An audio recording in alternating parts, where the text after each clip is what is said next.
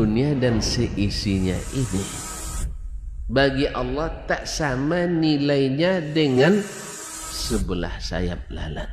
Barang siapa yang beramal untuk akhiratnya, Allah akan cukupkan baginya urusan dunia.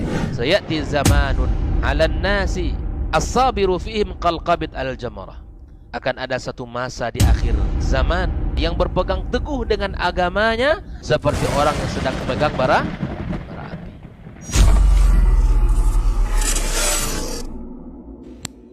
api. Bismillah. Bismillah. Assalamualaikum warahmatullahi wabarakatuh. Alhamdulillahirabbil alamin, hamdan katsiran thayyiban mubarakan fih, kama yuhibbu rabbuna wa yarda, wa amma ba'd. 91,1 FM Radio Robani, merajut ilmu dan peradaban, generasi Robani dan pemirsa KMTV dimanapun antum berada. Alhamdulillah, bersyukur kita kepada Allah Subhanahu wa taala. Salawat beserta salam kepada Rasulullah sallallahu alaihi wasallam. Di kesempatan pagi hari ini kita kembali di Diktat, Dialog Keilmuan Islam bersama Ustadz. Dan alhamdulillah untuk kesempatan hari ini kita sudah memasuki episode ke-55. Dan ketiga guru kita sudah berkesempatan hadir di studio. Kita akan membahas sebuah tema yang kita beri judul Aman dengan Iman. Ini seperti apa dan bagaimana, nanti insya Allah kita akan mendengarkan masing-masing dari guru kita penjabaran mengenai tema ini. Dan seperti biasa, nanti di sesi pertama kita akan mendengarkan, dan di sesi kedua, jika waktu memungkinkan, antum bisa bersoal jawab juga di line WhatsApp yang sudah kita sediakan. Taib, generasi Robani dan pemirsa KMTV, kita sapa dulu guru-guru kita yang sudah hadir. Ada guru kita Ustaz Dr. Dasman Yahya Ma'ali LC Mahafizahullah Ta'ala. Assalamualaikum warahmatullahi wabarakatuh Ustaz. Kabar baik Ustaz ya? Taib. Kemudian ada guru kita Ustaz Dr. Hidayatullah Ismail LC Mahafizahullah Ta'ala. Assalamualaikum Ustaz. Sehat Ustaz. Taib. Kemudian ada guru kita Ustaz Dr. Helmi Basri LC Mahafizahullah Ta'ala. Assalamualaikum Ustaz. Sehat Ustaz? Alhamdulillah. Barakallahu fikum. Taib, generasi Romani dan pemirsa KMTV, untuk tidak memperpanjang mukadimah, kita barangkali akan langsung saja kepada pembahasan untuk hari ini. Dan seperti biasa, kita akan minta kesediaan guru kita, Ustaz Dr. Dasman Yahya Ma'ali LCM Hafizahullah Ta'ala. Falyatafadhal masykur Ustaz. Nah. Bismillahirrahmanirrahim. Assalamualaikum warahmatullahi wabarakatuh. Alhamdulillahil kabiril muta'al, al-mustabtahi bihamdihi wa thana'i alaihi kullu amrin zibal. Ashhadu an la ilaha illallah wahdahu la syarika lah, syahadatan najati fil ula wal ma'al. Wa ashhadu anna Muhammadan abduhu wa rasuluhu karimul khisal, azimul fi'al, sallallahu alaihi wa ala alihi khairi al, wa ashabihi wa tabi'ina lahum bi ihsanin ila yaumil ma'al. Thumma amma ba'du. Fa uhayyikum bi tahiyyati al-islamil khalidah, tahiyyati ahli al-jannati fil jannah, tahiyyatum fiha salam. Assalamualaikum warahmatullahi wabarakatuh. Yang sama-sama kita muliakan, kita hormati para masyayikh, para abuya, tuan guru, Dr. Ki Haji Hidayatullah Ismail Al-Jamaah Hafizul Maula, dan abuya Dr. Helmi Basri Dawudi LCMA Hafizahullah, dan sahabat kami yang sentiasa setia bersama, yang bernama Ray Amran atau Renaldi Amran, serta ikhwan yang bertugas di Radio Robani 91,1 FM ataupun yang di KMTV serta media-media lain yang ikut melivekan kegiatan kita pagi ini. Mudah-mudahan semua dalam keadaan sehat walafiat dan diberikan taufik dan hidayah, kekuatan iman dan Islam, sehingga tetap istiqamah sampai akhir hayat nanti. eh, lama 2 pekan atau 3 pekan kita tak bertemu ya, atau lebih, sekitar 2 pekan. Hanya takut tidak aman. Maka pagi ini Allah Subhanahu Wa Taala berikan kita nikmat aman, nikmat iman,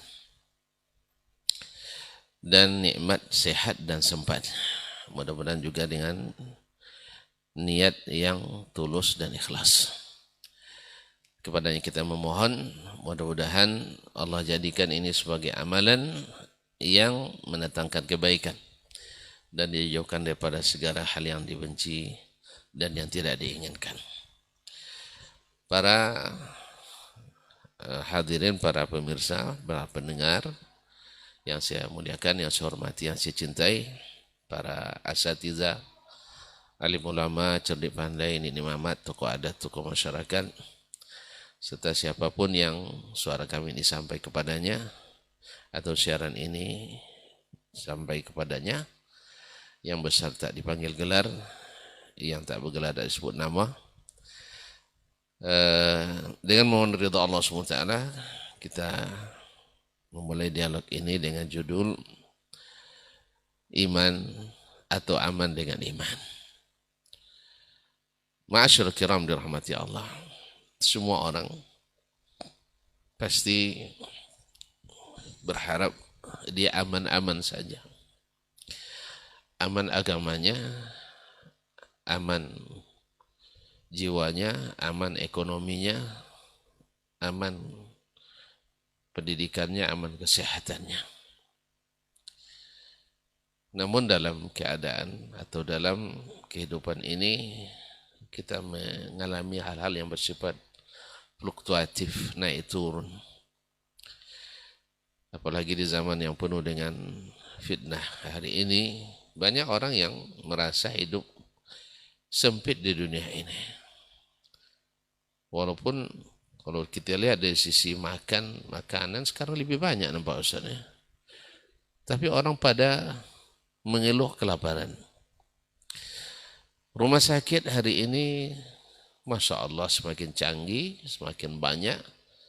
Tapi orang semakin banyak mengeluhkan kesakitan. Pendidikan semakin tinggi, tapi semakin banyak yang membawa penyimpangan-penyimpangan.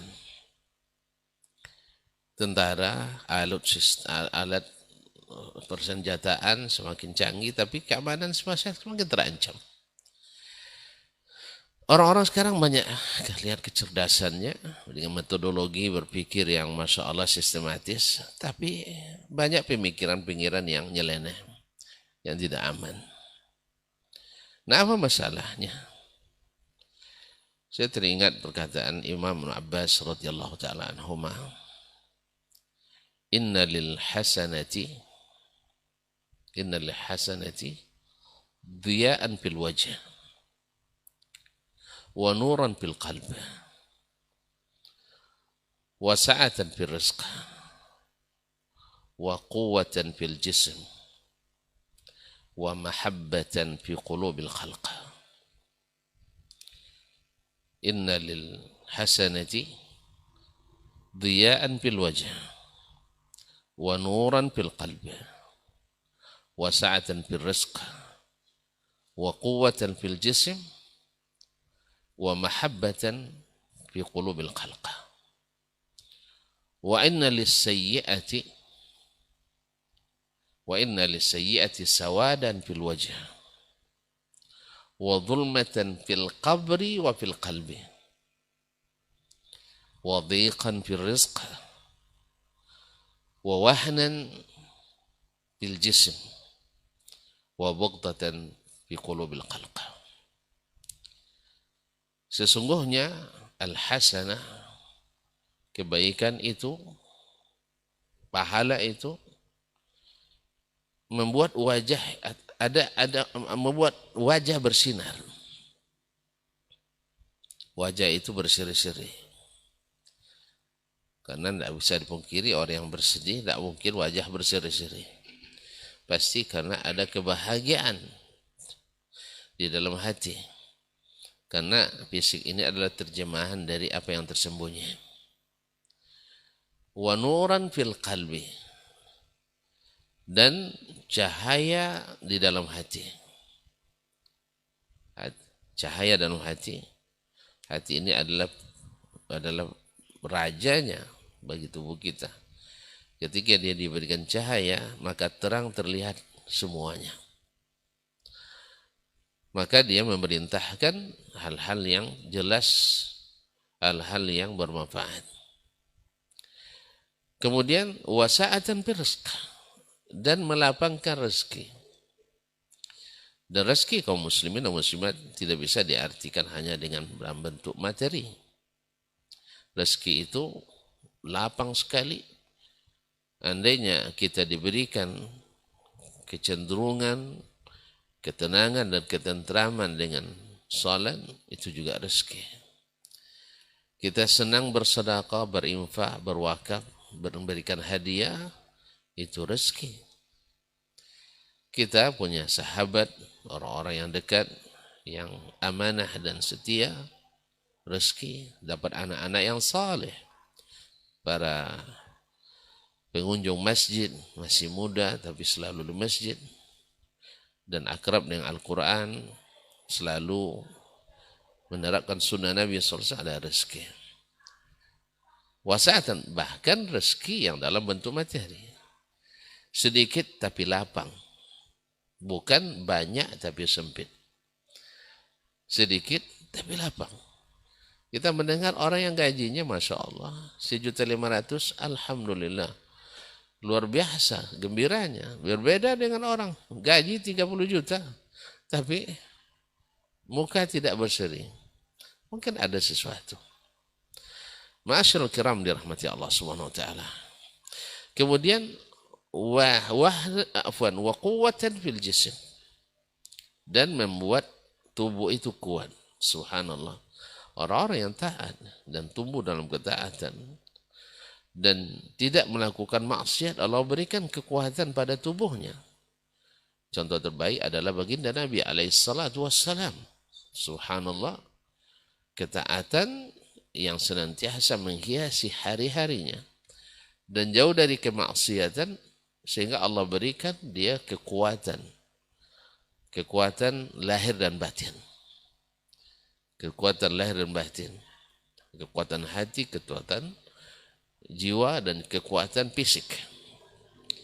Sebaliknya kata beliau, wa inna lisayyiati sawadan fil wajh.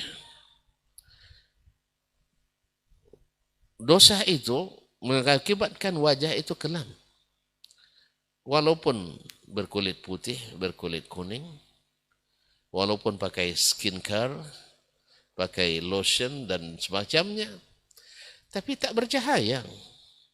Maksiat itu memadamkan cahaya muka kita. Memadamkan cahaya. Kemudian wa zulmatan fil qabri, menyebabkan gelapnya nanti di kuburan. Subhanallah, dia ingatkan kita dengan kuburan. Karena memang yang bikin kita itu bahagia adalah yang senantiasa mengingat hari yang akan dia tempuh itu. Wa fil qalbi, wa zulmatan fil qalbi, dan juga gelap hati. Kalau hati sudah gelap, la ya'rifu ma'rufan wa la yunkiru munkaran. Kama qala Nabi SAW, "Idza aznaba al-'abdu dzamban nukita fi qalbihi nuqtatun sauda." Apabila seorang hamba itu melakukan dosa, maka akan dititikkan satu noda hitam dalam hatinya. Sampai kalau semakin banyak, dan semuanya hatinya menjadi aswad. La ya'kal quzi mujakhiyan, la ya'rifu ma'rufan wa la yunkiru munkaran. Tidak bisa tahu makna lagi yang baik, mana yang, dan tidak mengingkari yang buruk. Semuanya bercampur di situ. Ma'asyil kiram, yang tidak bisa membedakan antara hak dengan batil lagi. Nasallallahu alaihi wasallam. Kemudian wadhiqan fil rizq. Rezeki terasa sempit, kehidupan terasa sulit. Subhanallah. Ya, bukan kita kekurangan harta benda, kekayaan sumber daya alam, bukan. Tapi kesempitan. Tentu Nabi kita alaihissalatu wassalam merasakan lapangnya dunia ini, lapangnya rezeki ini. Padahal beliau tidur di pelepah kurma. Kita tidur dari ruang ber-AC, ya, dari ruang ber-AC ke ruang ber-AC, atau minimal pakai kipas angin. Dengan rumah-rumah, kan kan rumah mereka dengan rumah kita hari ini. Anda lihat dulu di kampung itu rumah kita tuh termasuk besar biasa ya. Sekarang dah macam dapur orang lagi. Masya Allah, saya ingat rumah ukuran 7,9 dulu. Rumah induk itu terhitung orang kaya waktu itu saya. Artinya menengah ke atas. Sekarang itu jadi rumah RSS. Jadi rumah besar-besar sekarang. Rumah rata-rata tipe di atas 100. Tetapi merasakan tidak lapang, sempit. Padahal Nabi SAW dia merasakan lapangnya dunia ini. Kemudian wawahanan fil jism. Kemudian tubuh kita hari ini lemah-lemah. Umur baru 40 sudah penyakit. Nasallallahu alaihi wasallam. Umur 50. Mereka dulu sampai umur 100. Masya Allah, malam ini masih ngajar, besok subuh meninggal. Subhanallah. Jadi bahkan umur 90 masih menikah. Awak umur 19 sudah takut menikah. Jadi kaum muslimin mereka kuat. Masya Allah, barangkali cerita datuk dari Nigeria itu bagus juga tuh saya. Yaitu dikalkulasikan seluruh cucu anak cicitnya anggotanya hanya 625 orang. Umur 95, anak 92, 87 hafiz Quran, 30 juz, yang 5 tinggal menyempurnakan. Jadi anaknya sih 92 orang. Umur dia 95. 87 hafiz 30 juz. Masya Allah, tabarakallah. Cucunya yang hafiz Quran 260 sekian orang, 261 orang. Jadi aku diakumulasikan seluruh anggota keluarganya dari anak, cucu, cicit. Setelah cicit apa sih? Itu sekitar 625 orang. Masih hidup. Kita mengurus anak 2 orang. Macam kiamat dunia ini. Mati lagi saya katanya. Kadang-kadang orang tua kita dengar kadang, apalagi kaum ibu kan, payah sekali ngurus kalian ini. Iya, 2. Ya, inilah 92. Kita satu istri, kelabakan kita dibuatnya. Dia mungkin 4 istri. Tapi aman dan nyaman. Nah di sini letak permasalahan kita kaum muslimin dan muslimat dirahmati Allah. Insya Allah akan dibahas oleh kedua syekh kita. Saya hanya membuka kunci-kuncinya. Bahwa iman adalah dasar daripada rasa aman. Maka siapapun ingin menciptakan keamanan di dunia ini, maka berkewajiban untuk mengajak masyarakatnya beriman. Beriman itu adalah merealisasikan 2 kalimat syahadatain. Ya, iman pada Allah dan Rasul itu, ya tentu saja seperti yang dikatakan oleh Syekhul Islam Ibn Abdullah rahimahullah ta'ala, tasdiquhu fima amar. Fima akhbar. Membenarkan apa yang dia beritakan. Antum kalau percaya pada berita yang disampaikan, aman. Ini mohon maaf ini tanpa mendukung salah satu. Nah, kampanye ini ya. Antum misalnya sudah percaya dengan info tentang paslon presiden nomor 1 misalnya. Kita hitung dari 1 dulu lah ya. Misalnya nomor 1. Antum pasti aman dengan memilihnya. Sah? Tapi kalau antum ragu dengan berbagai macam fitnah dan syubhat, ternyata lebih merasa nyaman dengan paslon nomor 3. aman dengan pilihan itu. Tidak akan terpeduli dengan. Nah, percaya kepada Allah dan Rasul jauh lebih daripada itu. Meyakini apa yang disampaikan Allah dan Rasul Sallallahu Alaihi Wasallam. Sehingga antum sekarang nih, misalnya, apalagi kalau ada berita bahwa yang terpilih mesti ini yang akan dipilih, misalnya. Dan apabila Allah menyampaikan berita bahwa siapa yang melaksanakan ini ganjarannya, dan antum yakin dengan itu, tidak ada ragu sama sekali. Dan kalimat tidak ragu itu dibukti dengan wajahadu fisabilillah, berjihad fisabilillah untuk mendapatkannya. Maka antum adalah orang paling aman di dunia. Dan kemudian melaksanakan apa yang perintahkannya. Wa ta'atu fima amar, mentaati apa yang dia perintahkan. Kemudian wajtinabu ma naha anhu wa zajar, dan menjauhi apa yang dia larang dan tegah. Dan terakhir adalah alla yu'badallah illa bima syara'. Tidak boleh beribadah kecuali apa yang disyariatkannya. Maka kita lihat masyarakat paling aman di dunia adalah masyarakat sahabat. Masyarakat paling aman di dunia sampai hari ini dan sampai hari kiamat, masyarakat sahabat. Apa sebab? Mereka membenarkan apa yang datang dari Allah. Kemudian mereka mentaati apa yang diperintahkan Allah dan Rasul. Kemudian meninggalkan apa yang dilarang Allah dan Rasul. Kemudian tidak beribadah kepada Allah kecuali apa yang syariatkan. Tetapi semakin jauh kita, misalnya percaya cuman tidak sepenuhnya, dan mulai tidak aman pemikiran kita. Kalau tidak aman pemikiran, tidak akan beraman dengan saudara-saudara kita. Karena kita sudah masuk pada aliran lain. Di aliran lain. Antum lihat sendiri antara satu golongan-golongan dari aman, tidak aman. Di negeri yang semakin banyak golongan-golongannya, maka akan semakin jauh dari keamanan. Akan semakin jauh dari keamanan. Demikian juga masalah perintah. Antara yang taat dengan maksiat tak akan bisa duduk sebangku lama. Panas itu bangku. Yang satu suka minum, yang satu anti minum. Mana bisa duduk bersama? Ini bahasa kiasan sih, bukan masalah duduk masalahnya. Masalahnya untuk bekerja sama dalam membangun negeri ini. Orang pemabuk dengan yang anti pemabuk takkan bisa sebangku. Orang syirik dengan muwahhid tidak mungkin akan bertemu.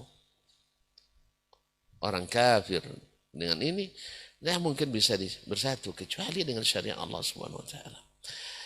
Maka kita lihat negeri yang semakin sedikit melenceng dari apa yang Allah dan Rasulnya SAW aturkan, maka semakin sedikit ketakutan dan rasa tidak aman dan nyaman di dalamnya. Nah, semakin jauh semakin tak aman dan nyaman. Oleh sebab itu kaum muslimin dan muslimat dirahmati Allah, apa dan bagaimana mengaplikasikan, menciptakan aman dengan iman ini, maka dua tuan guru kita hari ini sudah hadir, Dr. Hidayatullah, imam takhasusnya di bidang iman ini, dan Dr. Helmi Basri, imam secara aplikatif dan maqasid inten dalam memberikan solusi-solusi yang baik, dan akan memberikan contoh-contoh aplikatif yang insya Allah bagaimana di mana iman semakin berkurang maka keamanan juga semakin hilang. Wabillahi taufiq wal hidayah. Terima kasih dan mohon maaf. Wassalamualaikum warahmatullahi wabarakatuh. Waalaikumsalam warahmatullahi wabarakatuh. Baik, barakallahu fikum, jazakallahu khairan untuk pendahuluannya. Selanjutnya Generasi Robani dan pemirsa KMTV, kita akan langsung saja dengarkan kelanjutan dari guru kita Ustaz Dr. Hidayatullah Ismail LCMA hafizahullah taala. Fal yatafadhal maskur Ustaz. Naam. Bismillahirrahmanirrahim. Assalamualaikum warahmatullahi wabarakatuh. Alhamdulillahirabbil alamin. Wassalatu wassalamu ala asyrafil mursalin nabiyyina wa maulana Muhammadin wa ala alihi wa ashabihi ajmain. Ashhadu an la ilaha illallah wahdahu la syarika lah wa ashhadu anna Muhammadan abduhu wa rasuluh alladzi la nabiyya wa la rasula ba'dah. Para masyayikh guru-guru kita yang kita cintai karena Allah. Guru kita Dr. Dasman Hafizullah Ta'ala Wara'ah, dan guru kita Dr. Helmi Basri. Semoga Allah SWT menjaga beliau dan keluarganya dan seluruh kawan-kawan yang hadir di studio, seluruh kaum muslimin dan muslimat, saudara-saudari, para pecinta ilmu, para pendengar Radio Rabbani dan KMTV dimanapun berada, yang kami muliakan dan kami hormati. Masya Allah, tabarakallah, pembukaan yang sangat gurih dari guru kita, dari penyampaian tadi, sungguh menghangatkan suasana hati di dalam mengisi dan menerasikan hari-hari. Karena dalam kehidupan ini narasinya salah, maka endingnya salah. Saya teringat dengan sebuah dialog yang tiba-tiba tadi saya teringat dengan perkataan Fudail ibn Iyad, ya. Di saat dia bertanya kepada salah seorang, "Kam umruk?" gitu kan. "Berapa umurmu?" gitu kan. Maka dia mengatakan, "Qala sittina sana."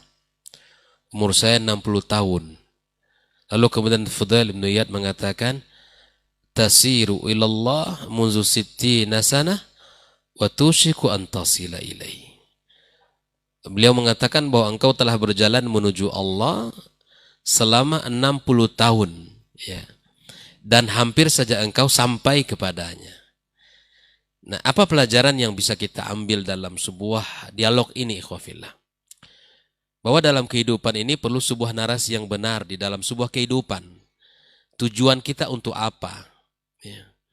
Ya, hari-hari yang kita kerjakan ini, ya, kemana perginya? Umur yang Allah berikan dihabiskan untuk apa? Masa muda yang Allah berikan, kekuatan yang Allah titipkan, kita habiskan untuk apa? Maka ketika kita memahami sebuah tujuan hidup yang jelas, maka kita akan fokus kepada apa yang menjadi tujuan kita itu. Nah, semua kita akan berakhir dalam kehidupan kita. Bisa ada orang yang selesai di usia 60 tahun, ya, mengakhiri kehidupan. Dan ada orang yang lebih daripada itu. Bahkan Nabi SAW juga mengatakan, "A'maru ummati ma baina sittina ila sab'ina sana." Usia umatku adalah sekitar antara 60 sampai 70 tahun. Bahkan Nabi kita SAW usianya di usia 63 tahun. Umar Abu Bakar As-Siddiq juga menutup usia di usia 30 tahun. Umar bin Khattab radhiyallahu ta'ala menutup usia di usia yang sama. Utsman melebihi daripada usia-usia mereka, dan seterusnya. Nah, ketika kita berpikir masalah usia, bukan berapa jumlahnya dan kapannya, tetapi bagaimana kita akan sampai kepadanya. Nah, ini dia. Apakah kita akan sampai kepada Allah dalam penuh keimanan, dengan penuh ketaatan, dengan amal saleh yang banyak, ataukah kita sampai kepada Allah dengan prestasi yang nol, ibadah dan ketaatan yang tidak ada, atau justru malah ada orang yang sampai kepada Allah dengan kekufuran yang dibawa olehnya. Bagaimana nanti kita akan bisa berhadapan dengan Sang Khalik Allah Subhanahu wa ta'ala di saat kita berjumpa dengannya? Apa yang bisa kita sampaikan kepada Allah Azza wa Jalla? Apa yang bisa kita ucapkan? Alasan-alasan apa yang bisa kita berikan? Makanya dalam ungkapan bahwa Allah tidak akan menerima uzur, ya, bahwa orang yang telah Allah berikan usia 40 tahun ke atas, meninggal di usia 40 tahun ke atas, dia tidak dekat dengan Allah Subhanahu wa ta'ala. Ahibati fillah, kaum muslimin dan muslimat dimanapun berada, bahwa inilah yang sedang kita bicarakan untuk menata hati kita bersama, untuk menentukan tujuan kita, fokus kita kemana. Dari sisa usia yang Allah berikan kepada kita ini, apakah kita akan terus menjaga kualitas keimanan kita kepada Allah, ataukah terus akan tergerus dan terus berkurang bahkan sampai hilang keimanan kita kepada Allah Subhanahu wa taala.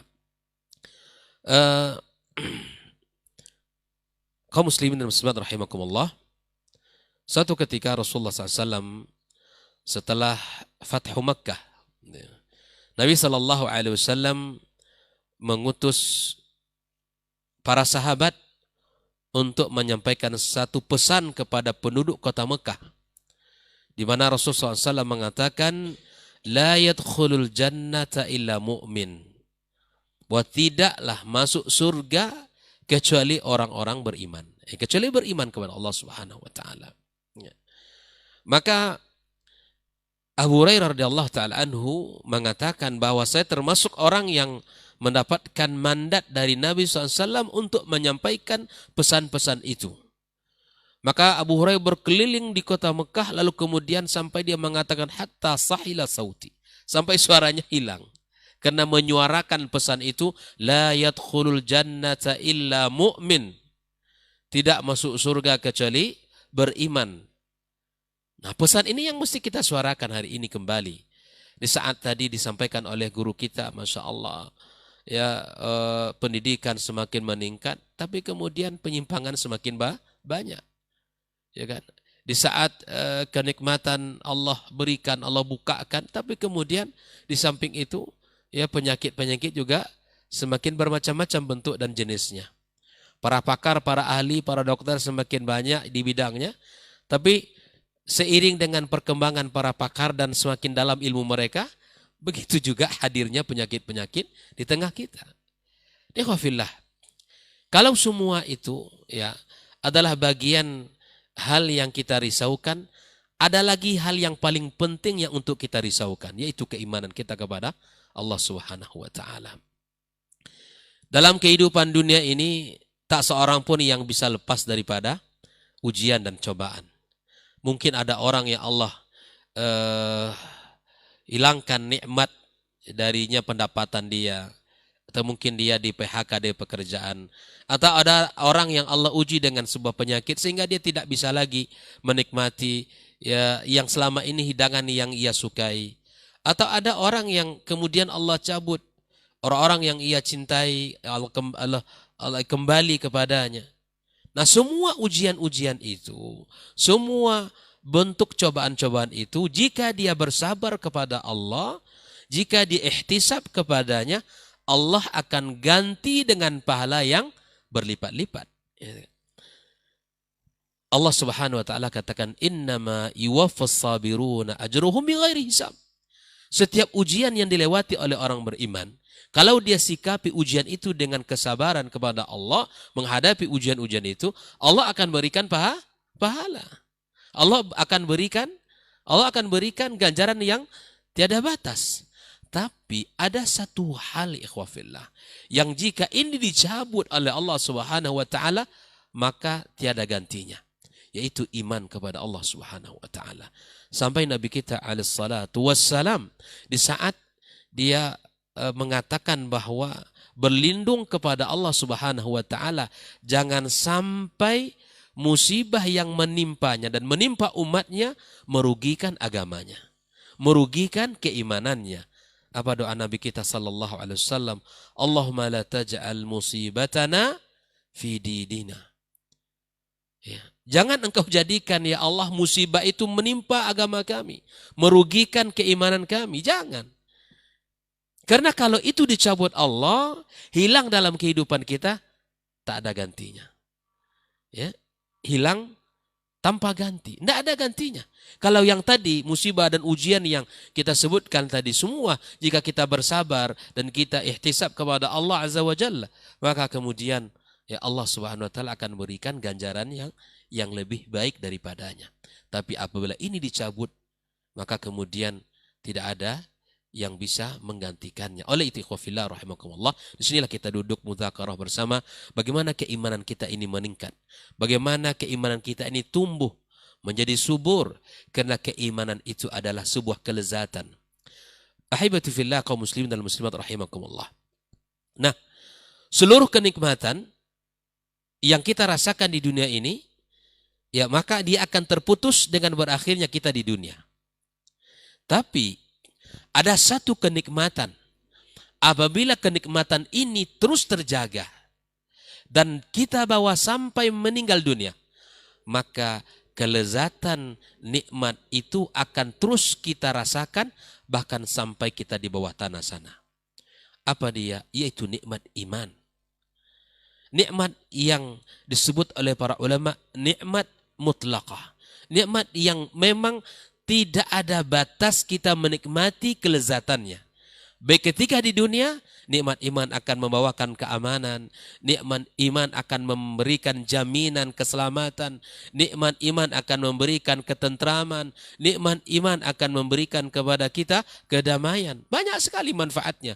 Bahkan keimanan dan ketakwaan kepada Allah akan Allah bukakan berbagai macam pintu-pintu keberkahan di dalam kehidupan kita. Allah Subhanahu wa taala katakan, "Lau anna ahlul qura amanu wattaqau lafatahna alaihim barakat." Bukan barakah tapi barakatim minas sama'i wal ard.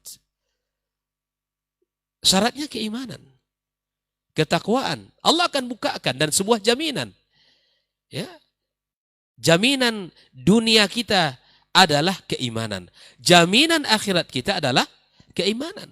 Maka oleh itu kita harus menjaga keimanan ini. Jangan sampai keimanan kita hilang dalam kehidupan kita. Bahkan Abu Darda radhiyallahu taala anhu dalam sebuah pesan yang disampaikan oleh Rasulullah sallallahu alaihi wasallam, kata beliau, "Ausani khalili." Ya, saya diwasiati oleh kekasihku. Itu Rasulullah SAW. 10 perkara. Di antaranya apa? Perkara yang diwasiatkan oleh Nabi kita sallallahu alaihi wasallam. Apa kata Rasul? La tusyrik billah. Jangan engkau syirik kepada Allah. Wa in kutilta au hurrikta. Meskipun nyawa engkau harus melayang. Meskipun engkau akan dibunuh atau bahkan dibakar, dimutilasi bahasa kitanya. Atau bahkan mungkin engkau dibakar. Tidak ada hal yang paling mahal dalam kehidupan kita hari ini, ikhwah fillah rahimakumullah, melainkan ya umur, usia, ya nyawa kita. Bahkan itu tidak akan ada nilainya kalau kita mesti harus ya melakukan sebuah kesyirikan dan tantangan ancaman kematian, lebih baik kita mati. Maka itu pesan yang mahal ini dari baginda kita sallallahu alaihi wasallam mesti kita renungi. Di zaman yang hari ini berbagai macam problematika kehidupan, berbagai macam ujian dan cobaan, jangan sampai nikmat iman ini kering kerontang bahkan hilang dalam kehidupan kita orang beriman. Makanya ikhwah fillah rahimakumullah, hal ini yang mesti kita jaga. Jangan sampai keimanan ini hilang. Sehingga keimanan itu yang akan bisa menyelamatkan di dunia dan di akhirat kelak. Keimanan itulah yang akan bisa memberikan kebahagiaan kepada kita, keamanan di dunia dan di akhirat kelak. Sekali lagi, jangan sampai keimanan itu kita rusak dengan hal-hal yang bisa menodai keimanan kita. Rukun Islam yang 5 kita miliki. Ya, itu masing-masing mulai dari syahadat, salat, zakat, siam, haji, memiliki pembatal semuanya. Ya, semuanya yang 5 ini ya memiliki pembatal-pembatalnya.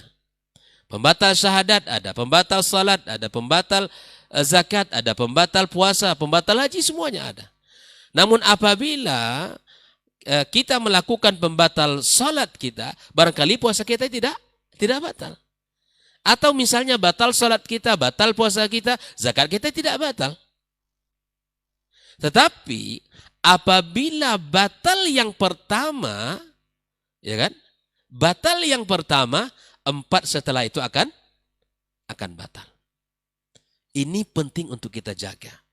Sehingga keimanan itu mesti hal yang menjadi mahal dalam kehidupan orang. Lihatlah bagaimana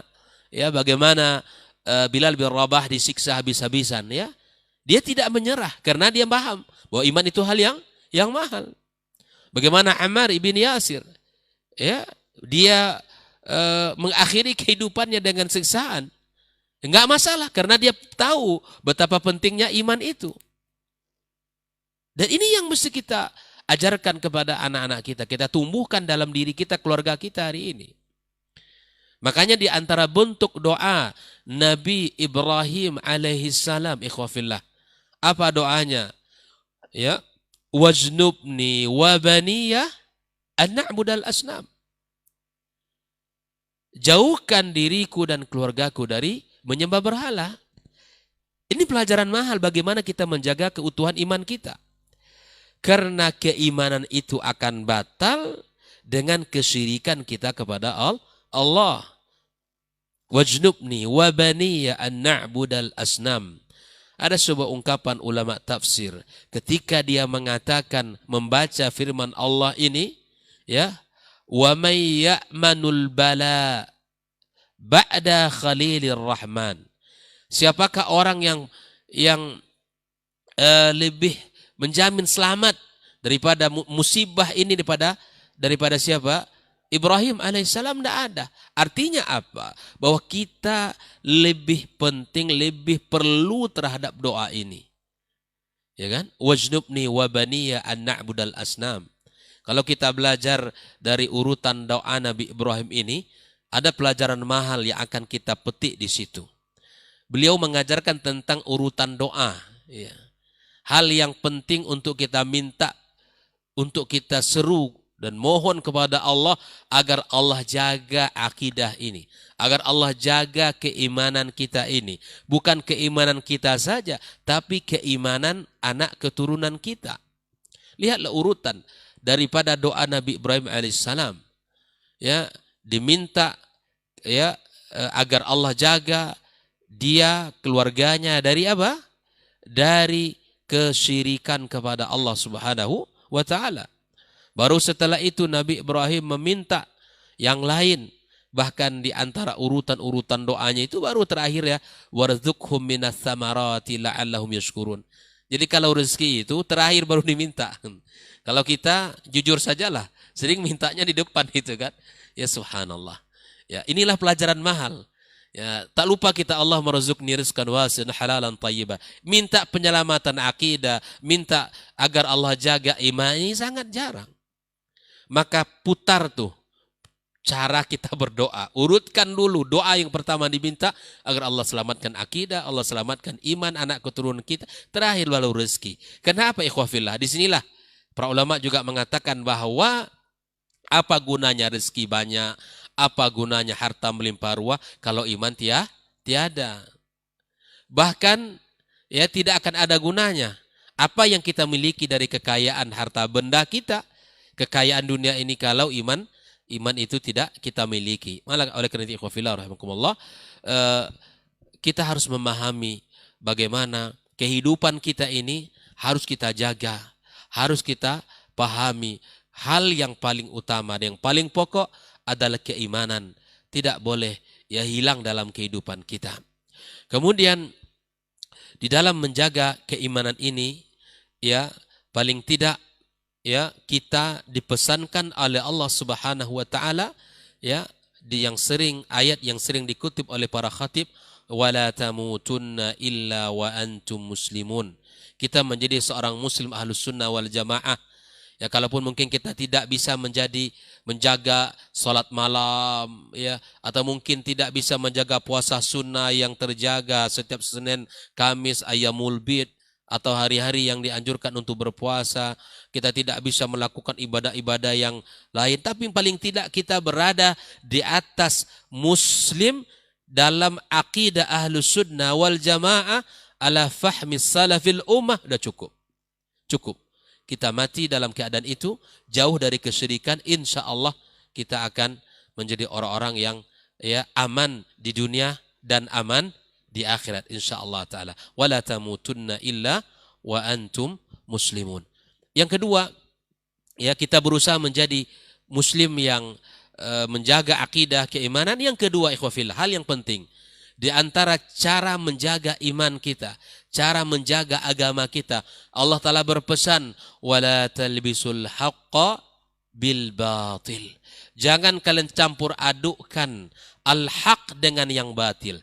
Cara kita menghargai agama, cara kita menghargai keimanan kita, kita jaga. Jangan sampai dia bercampur antara yang hak dan yang batil. antara yang sunnah dengan yang bid'ah. Ya kita tinggalkan yang bid'ah, kita amalkan yang sunnah. Kita ambil yang hak, kita buang jauh-jauh yang batil. Itu jelas. Itu cara kita menjaga ya agama kita. Jangan campur adukkan kebiasaan-kebiasaan orang-orang al-Yahud, an-Nasrani dengan kebiasaan-kebiasaan kita. Ya. Jangan kita melakukan sesuatu yang bukan didasari oleh agama kita. Ya. Maka ikhwani wa akhwati fiddin, kaum muslimin dan muslimat rahimakumullah, jaga keimanan kita dengan menjadi seorang muslim yang berada di atas pemahaman yang benar, walaupun hanya kita menjaga rukun Islam yang 5. Ada sebuah hadis itu saja kalau tidak salah, datang seorang laki-laki, ya Rasulullah, tunjukkan jika seandainya saya hanya menjaga salat 5 waktu, puasa bulan Ramadan, ya kan, kemudian zakat dan berhaji, apakah saya masuk surga? Apa kata Rasulullah SAW? Aflaha in sadaq. Itu gitu saja. Dia akan beruntung jika dia jujur. Benar. Dengan menjaga 5 rukun tadi saja sudah cukup insyaAllah. Tapi alangkah lebih sempurna kalau kita menjalankan seluruh agama-agama perintah-perintah Allah dan Rasulnya Sallallahu Alaihi Wasallam. Dan dengan satu syarat. Jangan kita ya melakukan kesyirikan. Allah Subhanahu wa taala mengatakan innahu may yusyrik billah ya faqad harramallahu alaihil jannah wa ma'wahu an-nar wa ma lidh-dhalimin min ansar. Khafillah, orang-orang yang mensyirikkan Allah ya, Allah yang katakan Allah haramkan baginya surga, tempatnya adalah neraka, maka tidak ada penolong bagi orang-orang yang zalim, bagi orang-orang yang mensyirikkan Allah Subhanahu wa taala. Makanya Syekh Muhammad Ibn Abdul Wahab ya membuat sebuah kitab judulnya Nawaqidul Islam. Meletakkan poin pertamanya pembatal keislaman seseorang ya, sebagaimana tadi kita bahas, ada pembatal salat, pembatal zakat, pembatal haji, pembatal puasa. Islam seseorang ya akan batal, keimanan seseorang akan batal kapan? Apabila dia melakukan kesyirikan kepada Allah Subhanahu wa taala. Ada 10 ya pembatal-pembatal keislaman itu. Maka pelajari kitab ini. Dan kita punya kajian tentang itu, silakan dilihat di YouTube atau di Facebook. Pembatal-pembatal keislaman tadi sudah kita syarahkan. Yang pertama, yang paling pokok adalah asyirku billahi azza wa jal. Itu adalah hal yang paling dibenci Allah. Allah Subhanahu wa taala mengatakan, ana aghna syuraka ani syirki. Saya tidak butuh dengan kesyirikan kalian, kata Allah azza wa jal. Allah sangat benci dengan kesyirikan itu. Karena kesyirikan ada kezaliman yang paling besar yang dilakukan oleh manusia di muka bumi ini. Tidak ada yang melebihi kezaliman daripada kezaliman seseorang menduakan Allah dalam ibadah kepadanya. Maka oleh karena itu murnikan ya Islam kita, murnikan akidah kita, murnikan tauhid kita, kuatkan keimanan kita. Dengan kita belajar, insya Allah iman kita akan bertambah. Al-iman yazidu wa yankus. Iman bertambah dengan ketaatan dan iman berkurang dengan kemaksiatan. Maka teruslah kita meminta kepada Allah Subhanahu wa taala agar kita termasuk orang-orang yang Allah terus tambahkan keimanan kita, Allah terus kuatkan ya agama kita di dalam menuju Allah Subhanahu wa taala. Maka inilah kita harus paham, ternyata ada pembatal-pembatal keimanan kita yang mesti kita hindari ya, dan juga ada pembatal-pembatal ibadah-ibadah sebagaimana Allah sudah kita jelaskan tadi. Dan muslim yang baik, sekali lagi ikhwafillah, adalah muslim yang bisa menata hari-harinya dan bisa menjaga hari-harinya agar tidak melakukan hal-hal yang bisa mengeluarkan dia dari agama yang mulia ini. Nah, bagaimana aplikatifnya nanti tentu guru kita Dr. Ilmi Basri, dan bagaimana harus yang kita lakukan, insyaallah beliau akan menjelaskan panjang lebar. Wallahu taala a'lam bissawab. Semoga Allah azza wa jalla lindungi kita dan keluarga kita, Allah tingkatkan keimanan kita, dan Allah sampaikan kita pada tujuan yang baik kepadanya dengan membawa iman. Ya, pada hari di mana kata Allah Subhanahu wa taala, yauma la yanfa'u malun wala banun illa man atallaha biqalbin salim.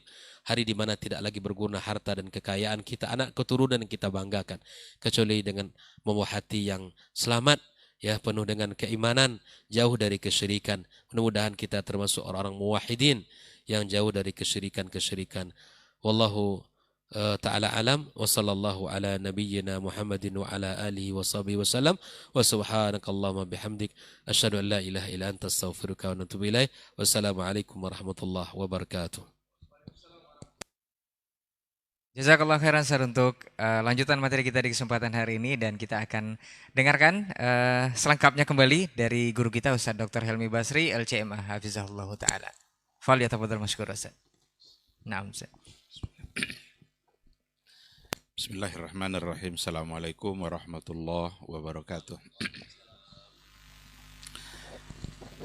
Alhamdulillahirabbil alamin wal aqibatu lil muttaqin wala udwana illa 'alal zalimin. Asyhadu an la ilaha illallah wahdahu la syarikalah wa asyhadu anna Muhammadan 'abduhu wa rasuluh la nabiyya ba'dah. Yang sama-sama kita hormati, kita muliakan guru-guru kita, Dr. Dasman, Dr. Hidayatullah, yang telah menyampaikan banyak hal tentang tema kita pada pagi hari ini. Saudara Ray yang setia bersama kita, ikhwah di studio, serta para pendengar, para pemirsa yang mengikuti acara kita pada pagi hari ini. Semoga kita semua senantiasa dibimbing oleh Allah Subhanahu wa taala untuk tetap bersemangat dan istiqamah berada di atas sunnah Rasulullah sallallahu alaihi wasallam. Pantaslah kita untuk bersyukur kepada Allah Subhanahu wa taala pada pagi yang penuh berkah ini, kita kembali dimudahkan oleh Allah Subhanahu wa taala untuk berbagi, untuk bermudzakarah, untuk berbincang-bincang dalam persoalan agama. Mudah-mudahan waktu yang kita gunakan untuk membicarakan persoalan agama itu bisa menjadi saksi di hadapan Allah atas kebaikan-kebaikan yang telah kita lakukan. Ikhwati fillah, kita juga tidak boleh bosan dalam bersalawat dan salam kepada Rasulullah sallallahu alaihi wasallam. Beliau adalah orang yang sangat mencintai kita. Beliau adalah orang yang sangat merindukan kita. Maka pantaslah cinta dan rindunya kita balas dengan cinta yang sama. Kalaulah bukan karena kehadiran beliau, diutus oleh Allah sebagai utusan resmi menyampaikan syariat Islam, niscaya kita tidak akan mengerti mana yang baik, mana yang buruk, mana yang halal, mana yang haram, mana yang penting untuk kita lakukan dan mana pula yang harus untuk kita tinggalkan. Oleh karena itu, senantiasalah bersalawat dan salam sebagai bukti bahwa kita mencintainya, dan mudah-mudahan di hari akhir kelak kita bisa mendapatkan syafaat dan pertolongan dari beliau atas izin Allah Subhanahu wa ta'ala. Ikhwati fillah, sekira sudah sangat banyak yang telah disampaikan oleh dua guru kita. Bahkan rasa-rasanya nggak ada lagi apa yang mau ditambah. Mulai dari awal begitu dalam penjelasannya dan diperdalam lagi oleh guru kita Dr. Hidayatullah. Mudah-mudahan itu semua dalam menjadi hal yang bisa mengokohkan keimanan kita kepada Allah Subhanahu wa ta'ala, dan dengan keimanan itu kita bisa menjadi aman dan merasa tenang sesuai dengan judul kita, aman dengan iman atau selamat dengan Islam. Karena aman dan iman itu dua kosakata yang punya akar yang sama. Selamat dengan Islam itu juga dua kosakata yang punya akar yang sama. Dan Nabi kita Muhammad SAW pernah menggabungkan dua kata itu dalam dalam doanya.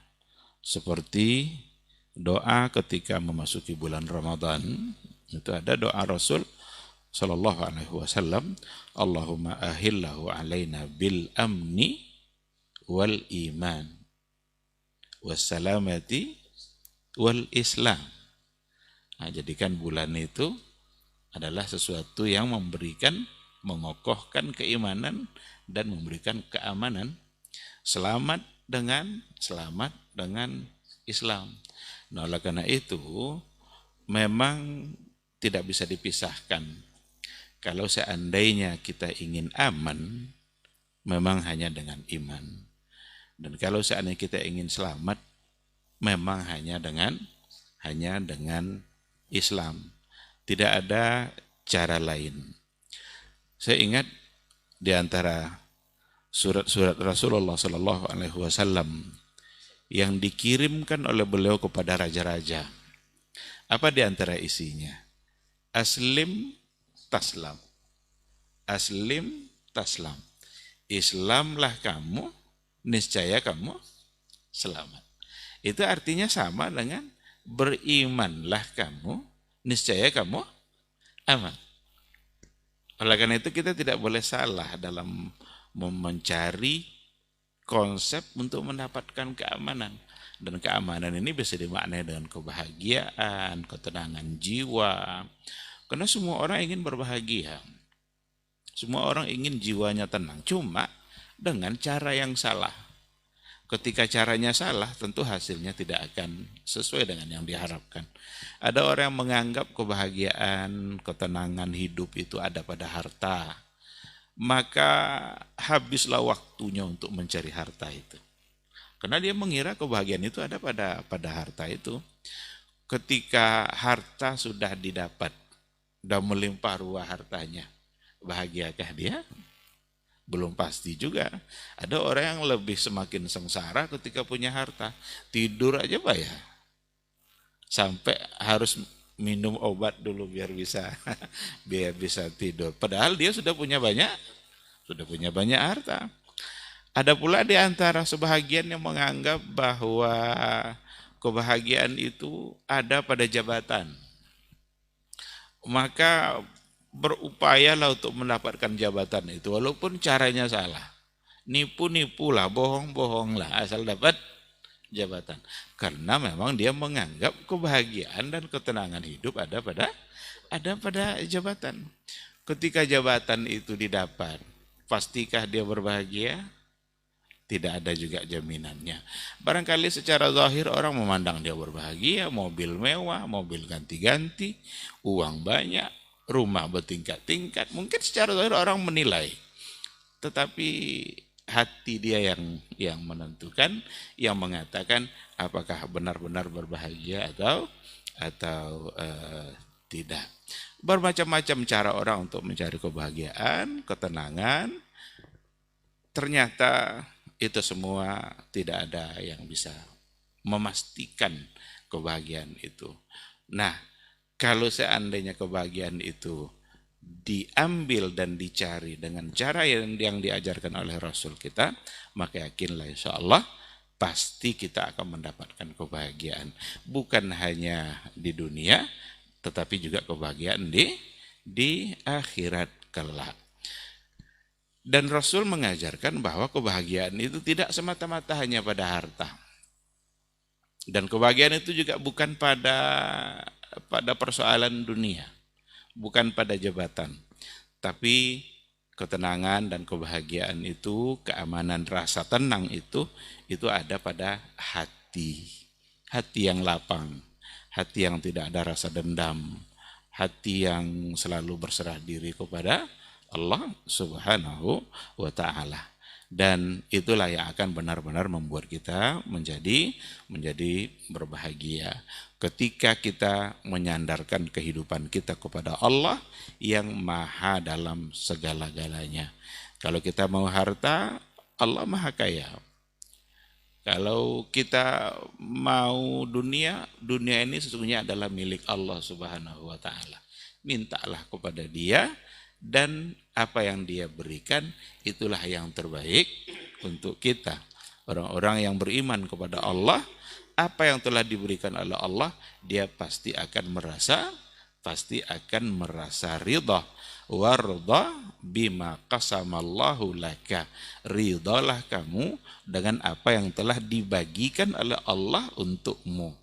Jadi kalau seandainya hidup ini kita tawakal, berserah diri pada Allah, kita meminta dunia, apa yang diberikan oleh Allah itulah yang terbaik. Tapi kalau seandainya kita menganggap semata-mata hanya dunia, lalu kita lupa bahwa yang memberikannya adalah Allah, tidak akan pernah merasa puas, tidak akan pernah pula merasa cukup. Bahkan kata Rasulullah SAW, Bani Adam ini tidak akan pernah merasa cukup dengan dunia, walaupun diberikan emas 2 bukit, tidak akan merasa cukup. Kapan rasa cukup itu datang? Sampai tanah masuk ke mulutnya. Kalau tanah sudah masuk ke mulutnya, itu berarti dia sudah puas. Itu artinya kalau dia sudah mati. Nah, Nabi menggambarkan bahwa dunia tidak akan memuaskan kita. Dan memang kalau seandainya kebahagiaan itu ada pada harta, maka yang paling bahagia itu adalah Qarun. Dan kalau seandainya kebahagiaan itu ada pada jabatan, maka yang paling berbahagia itu adalah Fir'aun. Karena dia yang paling tinggi jabatan dia. Sampai-sampai dia mengaku Tuhan, kan ana rabbukumul a'la. Ini sungai Nilnya mengalir di bawah telapak kaki saya. Artinya dalam kekuasaan dia. Dan saya adalah Rob kalian yang maha tinggi. Itu puncak kedurhakaan yang ditunjukkan oleh Fir'aun. Ikhwati fillah, kalau benar-benar kita menjalani kehidupan kita, lalu kita serahkan diri kita kepada Allah, disitulah puncak ketenangan hidup. Coba kalau kita bayangkan, kalau kita naik pesawat, ada pilotnya. Kita tidak pernah kenal dengan pilot itu. Cuma yang kita tahu, dia ahli. Sehingga kita naik pesawat, kita merasa tenang aja. Karena ada pilotnya itu. Kalau kita naik bis umpamanya, tidak pernah kita tanya, ini bis ini sopirnya jam terbangnya udah berapa jam ini? Kira-kira kita naik, kita merasa tenang karena ada pilotnya. Padahal keselamatan kita bukan di tangan pilot, bukan di tangan sopir. Tapi Allah yang memberikan ketenangan. Tapi pada saat itu kita menyandarkan kepada pilot. Maka Rasul mengajarkan kita dalam setiap kendaraan kita itu ada doanya. Kita kembalikan kepada Allah dan kita meminta keselamatan itu kepada Allah Subhanahu wa ta'ala. Kenapa kita bisa tenang-tenang aja dalam bis itu? Padahal kita nggak kenal. Sementara dalam menjalani kehidupan dunia selalu diiringi oleh ketakutan dan kekhawatiran. Padahal yang yang memegang kendali perjalanan kehidupan kita itu adalah Allah Subhanahu wa ta'ala. Jadi sangat tidak wajar adanya ketakutan, kekhawatiran seperti itu. Karena Allah seperti yang kita katakan tadi memiliki segala sifat-sifat kemuliaannya. Yang maha itu adalah dia. Maha segala-galanya, maha mengetahui, maha kaya, maha mulia, maha perkasa, maha dalam segala-galanya. Maka pantaslah kita untuk menyandarkan diri kita kepada dia. Nah, oleh karena itu kata kuncinya berarti ada pada iman. Kalau kita ingin benar-benar aman, maka iman harus dibenahi. Iman yang harus selalu dipupuk, dipertajam, diperkokoh keyakinan kita kepada Allah Subhanahu wa ta'ala. Ikhwati fillah, mungkin akan ada yang mempertanyakan, iman seperti apa yang akan membuat kita menjadi aman? Iman seperti apa baru bisa membuat kita menjadi aman? Yang pertama sekali, iman yang murni, tulus, yang memang sama sekali tidak dicampuri oleh kesyirikan. Dalam ayat dikatakan, alladzina amanu walam yalbisu imanahum bidzulmin ulaika lahumul amnu wa hum muhtadun.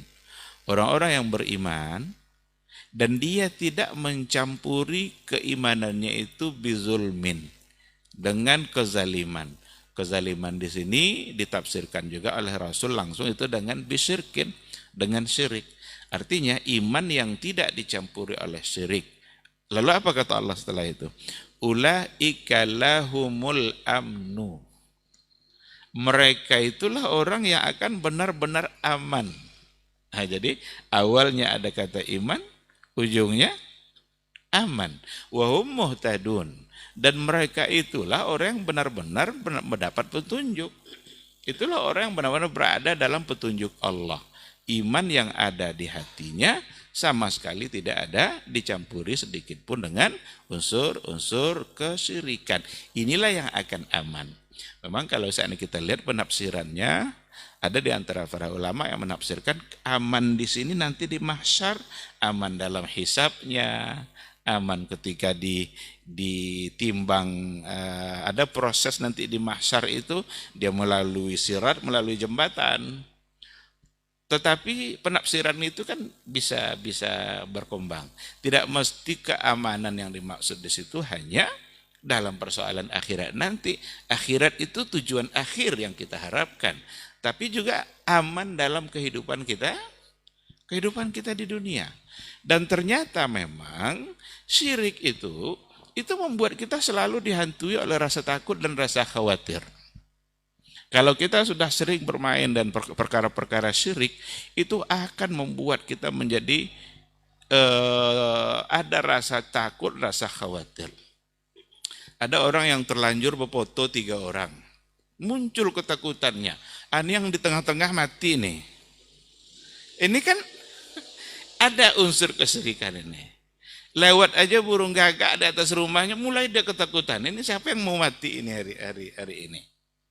Berarti ini gambaran dari iman yang di dalamnya ada unsur kesyirikan. Jadi syirik itu betul-betul membuat kita tidak aman. Khawatir kita, muncul terus rasa takut. Kalau seandainya orang takut pada dukun, dia tidak berani lewat depan rumah dukun itu. Kenapa demikian? Ini kalau lewat depan rumah dia nanti jangan-jangan ini semua ini karena ada kesyirikan. Coba kalau seandainya dia serahkan pada Allah, dukun itu tidak bisa berbuat apa-apa kalau tidak diizinkan oleh Allah. Seandainya ada sesuatu yang memang terjadi oleh ulah perbuatan dukun itu hanya karena Allah yang mengizinkan, dan berarti Allah sedang menguji dia dengan cara itu. Oleh karena itu tidak boleh kita takut kepada dia. Takut itu hanya kepada Allah. Karena tidak akan ada satupun yang bisa dia lakukan terhadap kita. Kalau Allah tidak mengizinkan. Ini saya kira contoh yang sangat sederhana dalam kehidupan kita, bahwa syirik itu membuat kita rasa takut, rasa khawatir. Kalau ada orang yang menyandarkan keselamatannya pada tangkal, pada jimat. Lalu dia pergi dan ternyata tinggal jimat tadi. Pulang dia untuk menjemput jimat itu. Walaupun perjalanannya sudah jauh, dia akan pulang. Kenapa? Takut jimatnya tertinggal, nanti tidak selamat dalam perjalanan karena andalannya tinggal. Tapi kalau kita andalkan keselamatan kita kepada Allah, dimanapun kita berada, maka Allah bersama kita. Dalam keadaan apapun kita, Allah melihat kita. Dalam kondisi apapun, kita bisa meminta kepada Allah Subhanahu wa ta'ala. Nah, orang-orang yang mengandalkan keselamatannya dengan jimat-jimatnya, dengan tangkal-tangkalnya, dan sebagainya, itu adalah orang-orang yang mempersempit gerak langkahnya sendiri. Membatasi gerak langkahnya sendiri. Padahal Allah dengan kemahaluasan semua kemuliaan yang dimiliki oleh Allah Subhanahu wa ta'ala, dia memberikan kebebasan kita untuk berbuat asalkan sesuai dengan aturan-aturan main yang telah disampaikan oleh Allah melalui Rasulullah sallallahu alaihi wasallam. Contoh lain umpamanya, kalau seandainya kita sudah benar-benar yakin dengan keimanan yang kokoh bahwa rizki ini adalah Allah yang mengatur. Apapun yang akan menjadi milik kita akan sampai ke kita. Lari pun kita, rezeki kan nyari kita. Dan belum kita akan mati kecuali rezeki itu sudah sampai ke kita.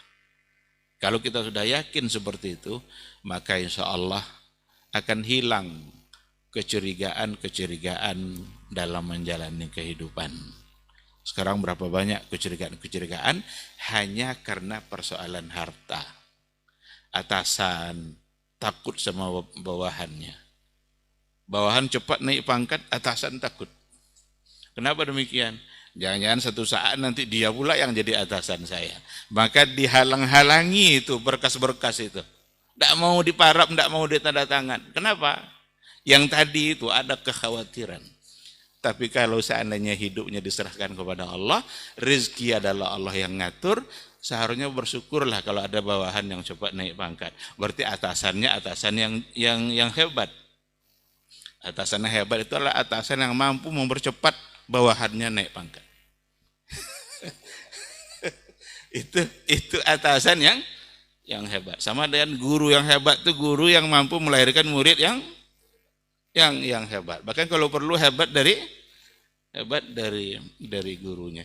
Tapi kalau seandainya sudah ada kecurigaan ini itu dan lain sebagainya, berarti ada persoalan iman.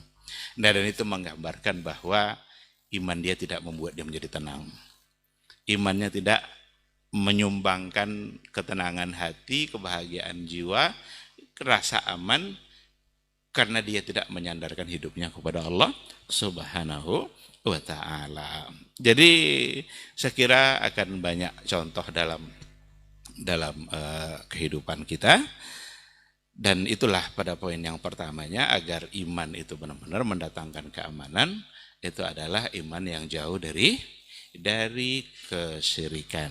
Dan kalau kita bicara syirik, itu biasanya kalau mau dikembalikan kepada syahadatain, itu adalah pada poin asyhadu alla ilaha illallah.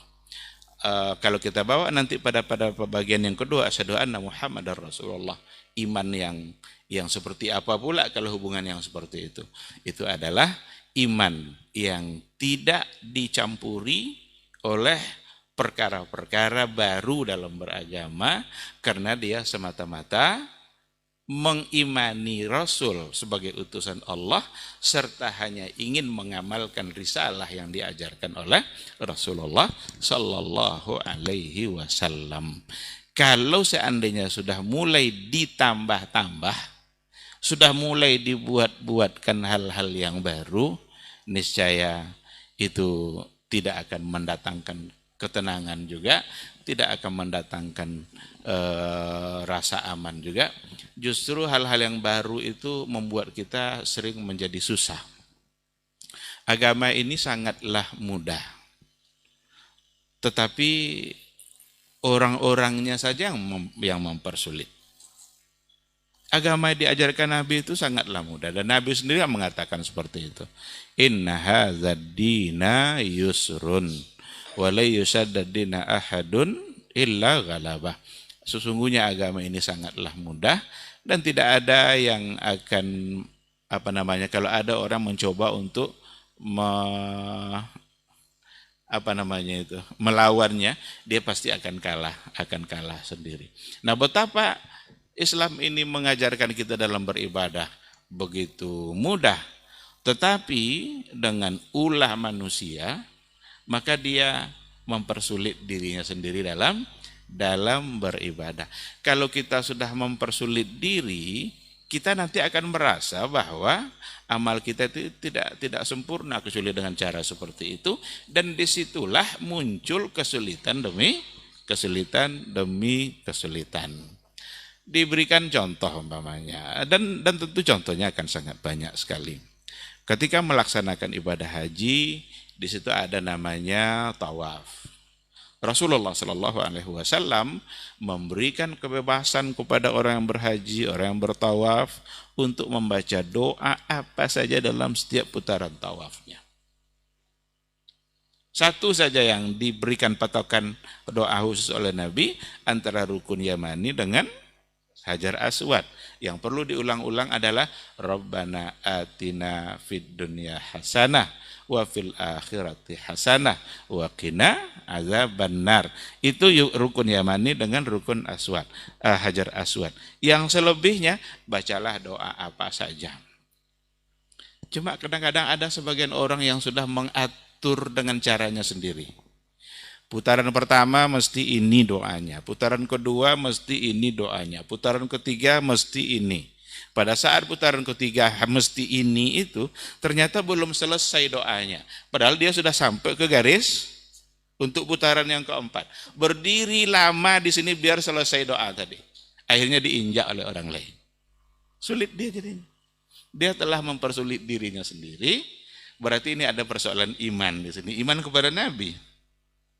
Iman kepada Nabi itu betul-betul mengimani apa yang beliau bawa tanpa mengurangi dan tanpa menambah-nambah, karena sudah sempurna beliau sampaikan. Disitulah kemudahan kita dalam beragama.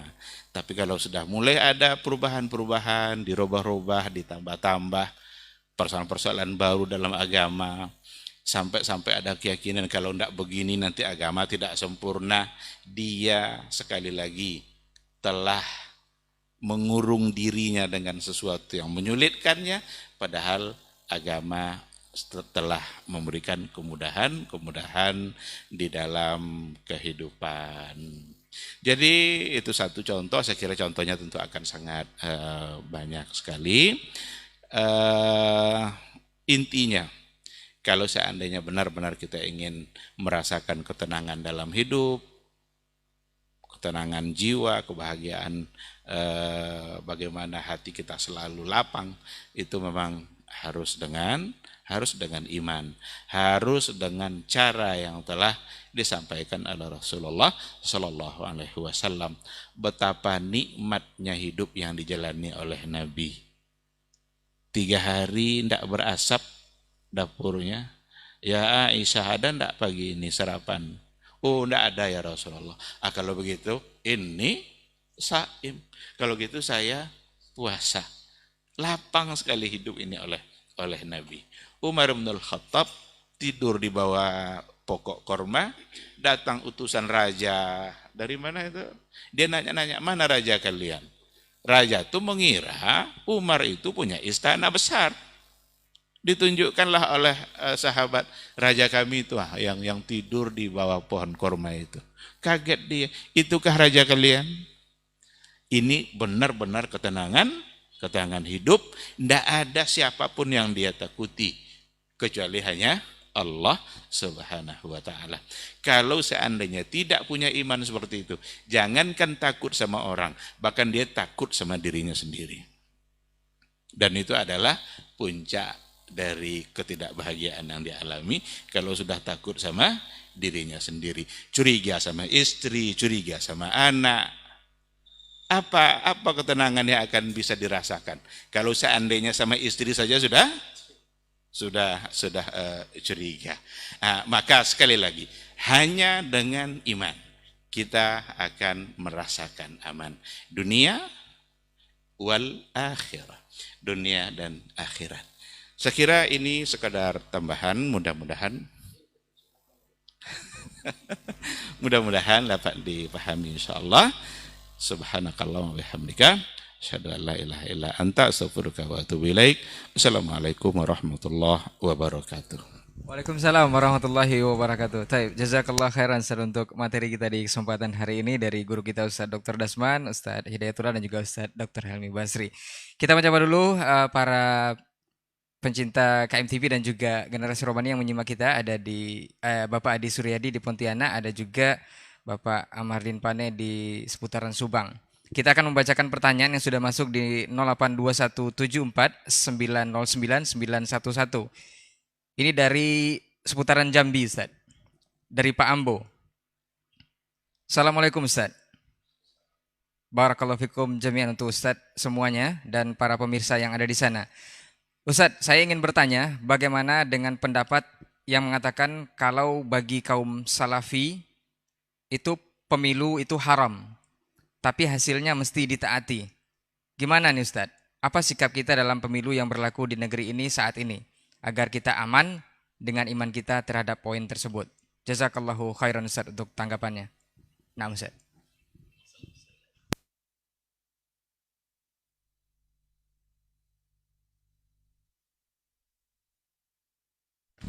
Bismillah, wassalatu wassalamu ala rasulillah wa ala alihi wa sahbihi wa mawala wa ba'du. Barakallahu fikum Syekh Amru dari Jambi. Terima kasih pertanyaannya. Kalau mau jawabannya tanya kayak yang mengatakan haram itu. Iya, kaum muslimin dan muslimat dirahmati Allah Subhanahu wa taala, pemilu pada asalnya kan itu adalah hak pilih, bukan wajib pilih. Artinya dengan sistem demokrasi yang dianut di sebagian besar negeri di dunia ini hari ini, pemilu itu adalah hak pilih bukan wajib pilih. Dengan makna ada orang-orang yang tidak memilih, sebenarnya secara undang-undang tidak ada aturan yang memaksa seorang memilih. Nah, kemudian dalam menilai sistem itu, seseorang juga punya, di sistem demokrasi juga punya hak untuk menilai apakah ini sistem syar'i atau tidak syar'i. Kita katakan dalam cara memilih pemimpin secara spesifik, Nabi tidak mengatakan 1, 2, 3, dan 4 dan seperti ini, tidak. Tetapi isyarat ke situ ada. Nabi alaihissalatu wassalam misalnya dalam mengambil keputusan-keputusan besar, qadail ummah al-masriyah, itu biasanya mengumpulkan kibar sahabat, para kibar sahabat radhiyallahu taala anhum. Kemudian Nabi juga ketika akan meninggal memberikan isyarat-isyarat bahwasanya Abu Bakar Siddiq radhiyallahu taala anhu adalah pengganti beliau, karena segala disposisi selalu diberikan kepada Abu Bakar Siddiq radhiyallahu anhu. Maka dipahami oleh para ulama bahwa Abu Bakar adalah orang yang diinginkan Nabi SAW untuk menjadi penggantinya setelah beliau meninggal. Kemudian Abu Bakar radhiyallahu taala anhu sebelum meninggal berwasiat untuk supaya setelahnya adalah Umar bin Khattab radhiyallahu taala anhu. Maka sistem wasiat, penunjukan atau penunjukan oleh pemimpin sebelumnya atau dengan sistem syura adalah bagian daripada yang syar'i. Nah, sedangkan dalam masalah ini apakah memilih dengan sistem demokrasi syar'i atau tidak? Seperti yang kita katakan tidak syar'i. Karena apa? Karena tidak ada dalam sistem Islam. Dan tidak bisa kita pungkiri bahwa ini adalah sistem yang dilahirkan oleh pemikir Perancis. Apa namanya? Ocho Montesquieu dan Galileo bukan dari kita memang. Sistem ini memang bukan lahir dari rahim Islam. Lalu ada kesamaan atau mirip-mirip, biasalah yang namanya antara sebagian nilai di dalamnya tidak selamanya nilainya adalah batil. Ada unsur kebenarannya. Misalnya secara umum pemilu itu atau demokrasi itu aslinya suara itu tidak sama nilainya. Ini yang asli demokrasi itu nilai suara pemilih itu tidak sama. Orang-orang yang berilmu, orang-orang yang ahli, para pakar, kalau kita menyebutnya ahlul halli wal aqdi, itu nilainya tidak satu, tidak sama dengan nilai orang-orang masyarakat awam. Jadi sebenarnya demokrasi yang kita jalankan juga secara asas juga tidak demokrasi murni. Dia demokrasi sesuai dengan yang diinginkan oleh penemu istilah itu atau penemu sistem itu.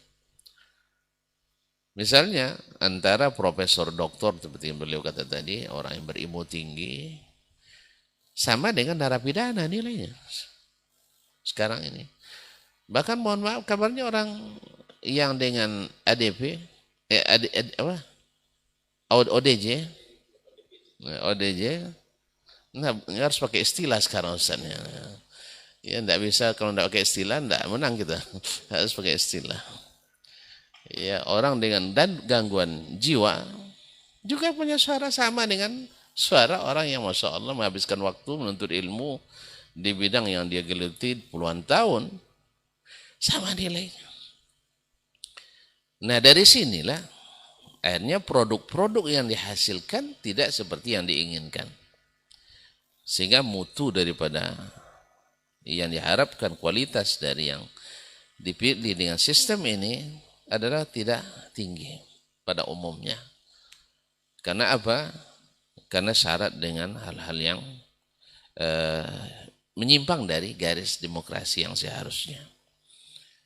Kalau sempat yang diberlakukan seperti yang diletakkan oleh para orang penemu sistem demokrasi itu, harusnya akademisi seperti kita ini nilainya tidak boleh, kita masuk grade A ini Ustaz ya. Kalau yang profesor grade A plus harusnya.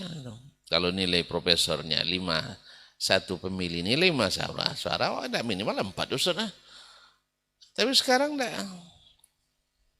Yang makanya ketika kebanyakan yang memilih adalah orang-orang yang tidak berpendidikan, maka hasilnya tentu akan dipilih pula orang yang tidak ini dan sebagainya. Ala kulli hal. Nah, kembali kepada pertanyaan akhina Ustaz, siapa tadi Ustaz dari Jambi, Ustaz Amru. Kalau ada yang mengatakan bahwa memilih atau ikut pemilu itu haram, itu hak dia mengatakan itu. Hak dia mengatakan. Karena kita bebas dalam dunia, dan demokrasi menghargai pendapat itu penting. Ya, karena dia bukan sistem Islami. Lalu hasilnya diterima. Kenapa diterima? Ya, berapa banyak hal yang haram, tetapi dalam kenyataan terpaksa kita terima. Buktinya sekarang, antum tinggal dimanapun di dunia ini, wajib bayar pajak. Sah? Padahal antum berfatwa, bayar pajak itu tidak syar'i. Tanya Ustaz Elmi, pajak itu syar'i apa tidak? Saya yakin pendapat beliau tidak syar'i. Cuma sekarang dia lebih duluan bayar pajak daripada kita. Sah? Ini radio kalau tidak bayar pajak besok dimatikan orang. Keyakinan kita pajak itu haram. Ya. Pajak itu haram. Banyak instrumen ekonomi yang lebih barakah daripada pajak. Tetapi karena kita harus terima, wajib kita bayar. Besok berbicara mungkin kena pajak lagi. Antum siap tidak bercakap? Hah? Mau dipajak pajak, bagus juga dipajak pembicaraan. Jadi supaya orang tidak sembarang berbicara sekarang kan, biar hemat bercakap gitu. Cuma banyak cakap banyak pula dosa kita. Nah, jadi banyak hal-hal yang haram, tapi kita tidak bisa mengelakkannya, harus melakukannya. Sekarang dulu gaji-gaji pegawai misalnya dulu, ya kita harus terima melalui bank-bank konvensional. Dikritik sama Ustaz Ray, Ustaz gaji Ustaz tidak haram tuh katanya. Yang haram banknya bukan gaji saya bekerja saya itu. Jadi kaum muslimin dan muslimat dirahmati Allah.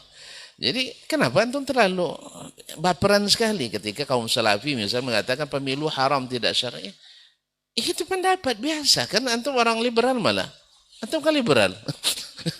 Mengandung kebebasan berpikir atau pluralitas, mengandung pluralitas berpikir. Kenapa selalu disantar sekarang? Kemudian berapa persen betul mereka yang berfatwa seperti itu misalnya. Jadi masalah ini tak perlu dibesar-besarkan. Ya.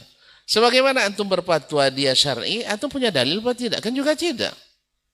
Dalilnya sama kita. Jadi bebas untuk memberikan pendapat dalam masalah ini. Ya andainya kawan-kawan saudara kami dari Salafi misalnya mengatakan fatwanya haram, itu pendapat beliau.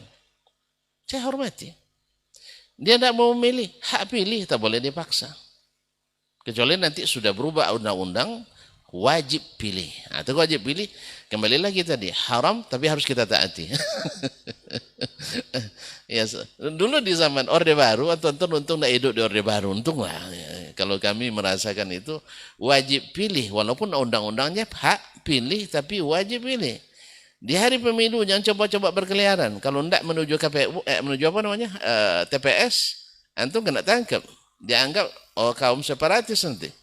Di Orde Baru. Walaupun lebih nikmat sebenarnya di Orde Baru. Nah, itu hak saya, nak pro Orde Baru, nak pro, itu hak masing-masing kita. Artinya demokrasi menghormati semua pilihan itu. Ya saya? Baik. Oleh sebab itu antum tidak perlu terlalu membesar-besar ke masalah ini. Nah, masalah pemimpin yang hasil dari sesuatu yang haram, lahir dari sesuatu proses yang haram. Bukan tidak ada contoh dari Nabi SAW. Bukan maksudnya dalam sunnah. Nabi mengatakan, Alaikum bisam'i wa ta'ah. Mesti kalian mau mendengar dan taat. Wa in ta'ammara alaikum abdun habashi. Sekalipun yang menjadi pemimpin kalian hamba sahaya. Dalam apa namanya, dalam riwayat lain disebutkan mujadda'ul atraf. Yaitu anggota tubuhnya sudah dipotong, lumpuh, bukan lumpuh, apa namanya, terpotong, apa istilah, cacat ya, cacat anggota tubuhnya, tangannya terpotong, kakinya berjalan diosong gitu ya, diangkat. Sekalipun itu pemimpin kalian, wajib ditaati. Maka kemudian ulama sepakat bahwa orang yang tidak merdeka haram jadi pemimpin. Tidak boleh jadi pemimpin. Tapi kalau dia bisa melakukan kudeta haram atau halal. Khuruj alal hukam. Ini Ustaz Muhammad membahas tentang khuruj alal hukam. Masya Allah. Halal apa haram? Ini mohon maaf, Daesh yang kita perangi hari ini, Daesh, ya adalah khawarij zaman ini, kaum muslimin muslimat. Tapi kalau sempat mereka berkuasa dipegangnya secara de facto dan diakui secara de jure bahwa mereka adalah pemimpin yang sah, ya harus kita taati. Walaupun prosesnya proses yang haram, proses yang tidak syar'i. Jadi tidak aneh kalau ada yang ketika pemilu dia tidak ikut kampanye, dia ikut mendukung. Justru ini lebih bagus. Bukankah abdi negara itu harus netral kan? Masa Helmi tidak bisa mendukung Ustaz Dayat nih. Kalau saya masih hampir. Jadi kaum muslimin dan muslimat dirahmati Allah. Ini oleh itu saya pesan, yang seperti ini kenapa harus dibesar-besarkan? Yang kedua juga tidak besar jumlahnya, presentasinya.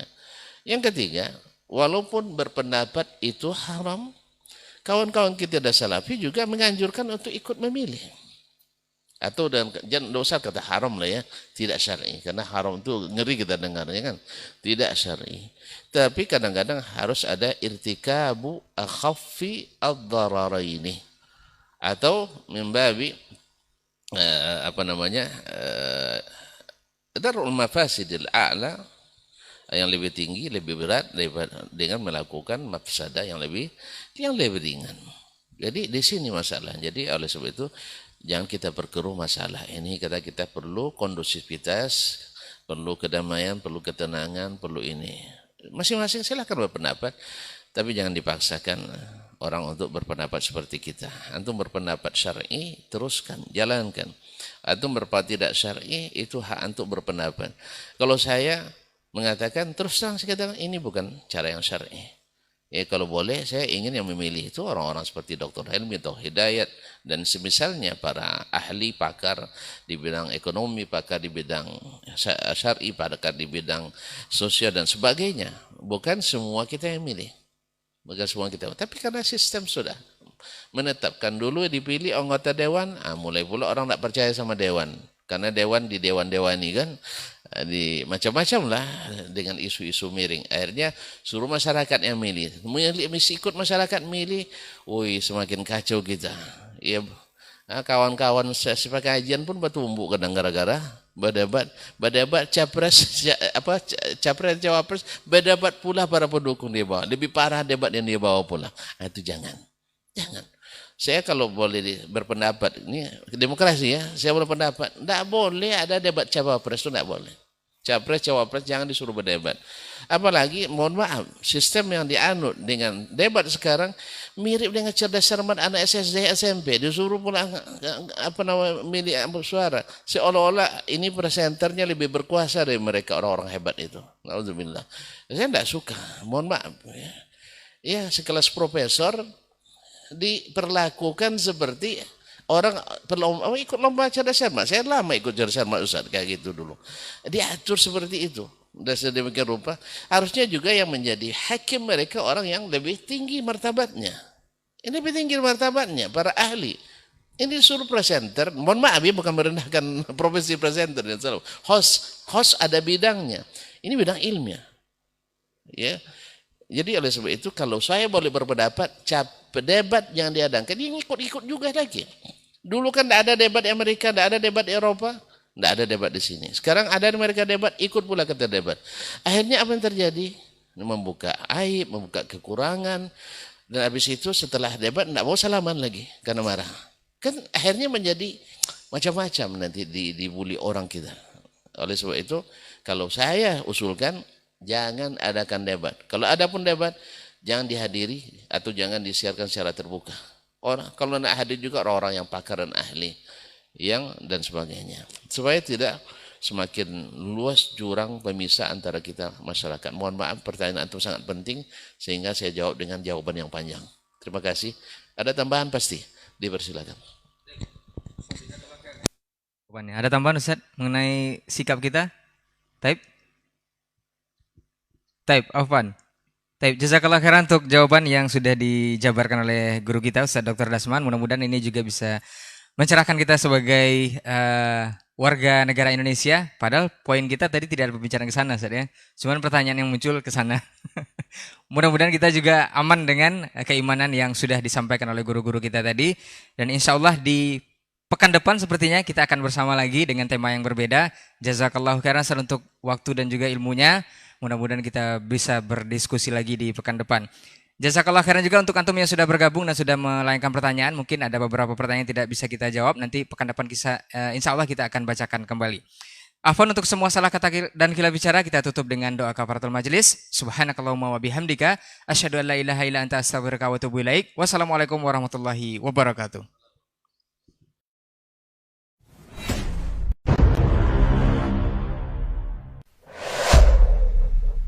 Dunia dan seisinya ini bagi Allah tak sama nilainya dengan sebelah sayap lalat.